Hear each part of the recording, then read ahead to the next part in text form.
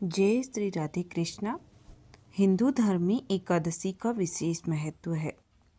साल में कुल 24 एकादशी पड़ती हैं। ऐसे में हर माह के कृष्ण और शुक्ल पक्ष पर एक एक एकादशी आती है। चैत्र माह के शुक्ल पक्ष की एकादशी तिथि को कामदा एकादशी का व्रत रखा जाता है। कामदा एकादशी पर भगवान विष्णु और माता लक्ष्मी की पूजा की जाती है। इस दिन भगवान विष्णु की विधिवत पूजा करने से हर तरह के दुख दर्द से निजात मिल जाता है और सुख समृद्धि की प्राप्ति होती है। उसकी सभी मनोकामनाएं पूर्ण होती हैं, साथ ही धन धान्य और सौभाग्य की वर्षा होती है। वहीं इस दिन पूजा करते समय व्रत की कथा को अवश्य पढ़ना चाहिए, वरना पूजा अधूरी मानी जाती है। तो आइए सुनते हैं कामदा एकादशी व्रत की कथा। एक समय धर्मराज युधिष्ठिर भगवान श्री कृष्ण से कहने लगे, हे भगवान, मैं आपको कोटि कोटि नमस्कार करता हूँ। अब आप कृपा करके चैत्र शुक्ल एकादशी का महात्म्य कहिए। श्री कृष्ण कहने लगे कि हे युधिष्ठिर, यही प्रश्न एक समय राजा दिलीप ने गुरु वशिष्ठ जी से किया था और जो समाधान उन्होंने किया वो सब मैं तुमसे कहता हूँ। प्राचीन काल में भोगीपुर नामक एक नगर था। वहाँ पर अनेक ऐश्वर्यों से युक्त पुंडरीक नाम का एक राजा राज्य करता था। भोगीपुर नगर में अनेक अप्सरा, किन्नर, गंधर्व वास करते थे। उनमें एक जगह ललिता और उसका पति ललित नाम के दो स्त्री पुरुष अत्यंत विभवशाली घर में निवास करते थे। उन दोनों में अत्यंत स्नेह था।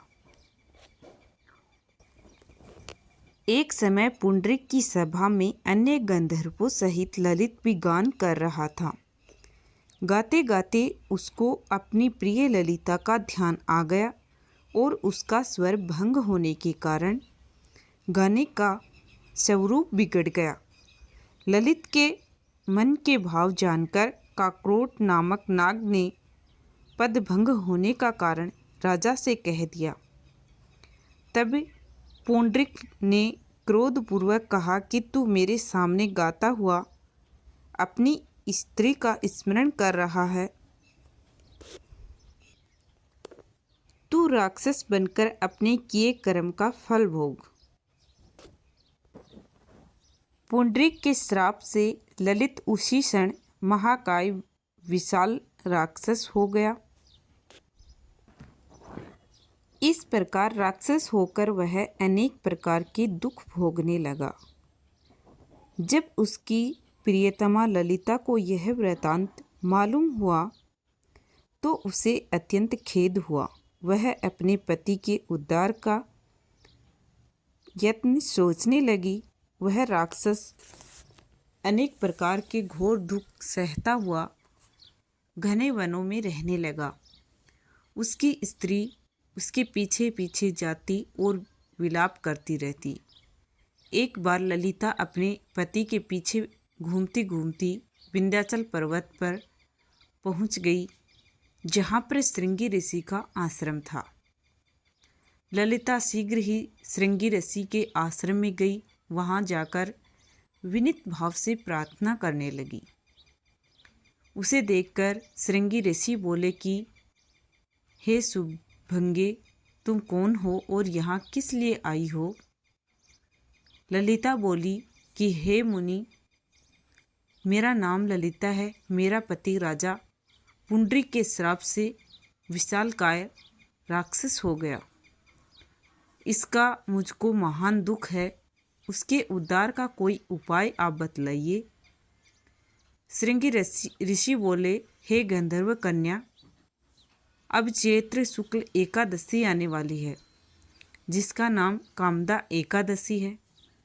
इसका व्रत करने से मनुष्य के सब कार्य सिद्ध होते हैं। तू कामदा एकादशी का व्रत कर, उसके पुण्य का फल अपने पति को दे दे, तो वह शीघ्र ही राक्षस योनि से मुक्त हो जाएगा और राजा का श्राप भी अश्वमेव शांत हो जाएगा। मुनि के ऐसे वचन सुनकर ललिता ने चैत्र शुक्ल एकादशी आने पर उसका व्रत किया और द्वादशी को ब्राह्मणों के सामने अपने व्रत का फल अपने पति को देती हुई भगवान से इस प्रकार प्रार्थना करने लगी कि हे प्रभु, मैंने जो यह व्रत किया है इसका फल मेरे पतिदेव को प्राप्त हो जाए, जिससे वह राक्षस योनि से मुक्त हो जाए। एकादशी का फल देते ही उसका पति राक्षस योनि से मुक्त होकर अपने पुराने स्वरूप को प्राप्त हुआ।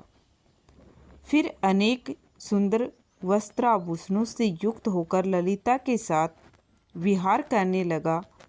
उसके पश्चात वे दोनों विमान में बैठकर स्वर्ग लोक को चले गए।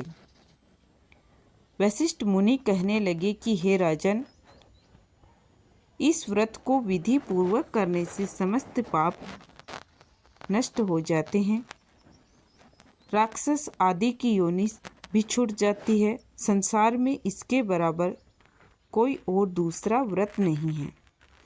इसकी कथा पढ़ने या सुनने से वाजपेयी यज्ञ का फल प्राप्त होता है।